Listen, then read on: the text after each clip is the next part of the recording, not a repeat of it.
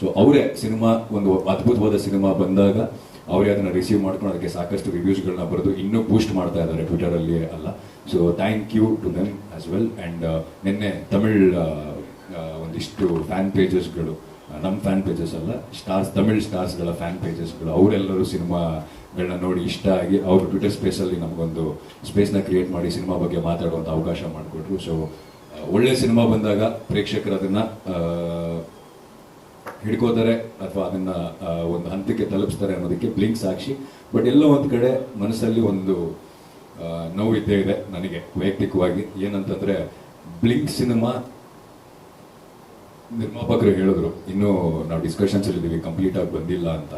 So blink ಸಿನಿಮಾಗೆ ಏನು ಸಿಕ್ಕಿದೆ ಆ cinema it doesn't deserve only this much, it deserves much more. Because ಈ ಸಿನಿಮಾ ಪ್ರಾಬಬ್ಲಿ ಬೇರೆ ಎಲ್ಲೋ ಕಡೆ ಬಂದಿದ್ದಿದ್ರೆ ಅಥವಾ ಬೇರೆ ಏನೋ ಆಗಿರೋದೇನೋ, ಬಟ್ ಇಲ್ಲಿ ಬಂದು ಥಿಯೇಟರ್ಗೆ ಬಂದು ನೋಡಿದಂಥ ಸಂಖ್ಯೆ ಬಹಳ ಕಮ್ಮಿ.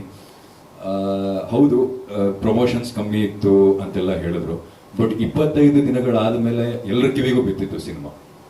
ಮೊದಲನೇ ವಾರ ಪ್ರಮೋಷನ್ಸ್ ಕಮ್ಮಿ ಇತ್ತು, ಬಟ್ 2ನೇ ವಾರ 3ನೇ ವಾರ ಅಥವಾ 4ನೇ ವಾರದಲ್ಲಿ ಎಲ್ಲರ ಕಿವಿಗೂ ಬಿದ್ದಿತ್ತು ಸಿನಿಮಾ. ಎಲ್ರಿಗೂ ಗೊತ್ತಿತ್ತು ಸಿನಿಮಾ ಬಗ್ಗೆ, ಬಟ್ ಆದರೂ ಸಂಖ್ಯೆ ಕಮ್ಮಿ ಇತ್ತು ಥಿಯೇಟ್ರಲ್ಲಿ. ಏನಕ್ಕೆ ಅಂತ ಗೊತ್ತಿಲ್ಲ, ಬಹಳ ನೋವು ಕೊಡುವಂಥ ಸಂಗತಿ. ನಮ್ಮ ಭಾಷೆಗೆ ಮಾತ್ರ ಆಗ್ತಿರೋದಿದು. ಸೊ ಏನಕ್ಕೆ ಅಂತ ನನಗೆ ಗೊತ್ತಿಲ್ಲ. ಆ್ಯಂಡ್ ನಾನು ಈ ಪತ್ರಿಕೋಷ್ಠಿಲಿ ಬರಬೇಕಾದ್ರೆ ಒಂದು ಮಾತು ಹೇಳೋಣ ಅಂತಲೇ ಬಂದೆ. ಯಾಕಂದರೆ ಈಗ ಮೊನ್ನೆ ಗ್ರೇ ಗೇಮ್ಸ್ ಸಿನಿಮಾ ಬಗ್ಗೆ ಕೂಡ ಭಾಳ ಒಳ್ಳೆ ರಿವ್ಯೂಸ್ ಕೇಳ್ಪಡ್ತಾ ಇದ್ದೀವಿ. ಬಟ್ ಗೊತ್ತಿಲ್ಲ ಹೇಗೆ ಹೋಗ್ತಾ ಇದೆ ನನಗೆ, ನಾನು ಇಲ್ಲಿಲ್ಲ. ಬಟ್ ಗೊತ್ತಿಲ್ಲ, ಸುಮಾರು ಸಿನಿಮಾಗಳು ನಾನು ನೋಡ್ತಿದ್ದಾಗ ಒಳ್ಳೊಳ್ಳೆ ಸಿನಿಮಾಗಳು, ಕೆಲವು ಸಿನಿಮಾಗಳು ನಿಂತ್ಕೊಳ್ಳೋದಕ್ಕೆ ಸಾಧ್ಯವಾಯಿತು, ಕೆಲವು ಸಿನಿಮಾಗಳು ಆಗಲಿಲ್ಲ. ಅಂದರೆ ನಿಲ್ಲಿಸ್ಕೋಬೇಕು ಅಂತಾರೆ, ಅದು ಹೇಗೆ ನಿಲ್ಲಿಸ್ಕೊಳ್ಳೋಕ್ಕಾಗತ್ತೆ ನನಗೆ ಅರ್ಥ ಆಗಲ್ಲ.